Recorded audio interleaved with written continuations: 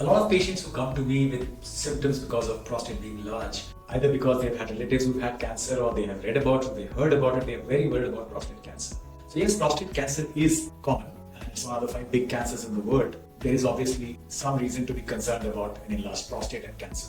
They are in some ways associated with each other. So what do we do when we look at a patient with enlarged prostate? How do we deal with the risk of cancer? So the first thing to understand is that there is something called PSA, prostate-specific antigen, a protein produced by the prostatic cells. And its level in the blood can sometimes tell you that the level being abnormally high can predict that there's something wrong with the prostate.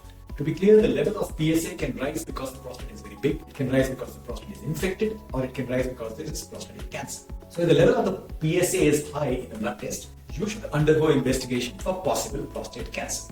Now, it is important to understand that often the PSA can be normal in patients with prostate cancer. So how do we deal with this? Now, there are certain patients who are at a higher risk for prostate cancer because they have a family history of prostate cancer. In those kind of patients, and in some other patients where the PSA level is high, we need a next level of trying to find out if there is cancer. And this is provided by doing an MRI. A special kind of MRI called a multi-parametric MRI, MPMRI, allows us to say if there are abnormal areas in the prostate which might be cancer. If we find such areas, and there are ways of categorizing this risk, then we need to do ultrasound guided biopsy. And if the biopsy proves that there is cancer, then it is treated accordingly.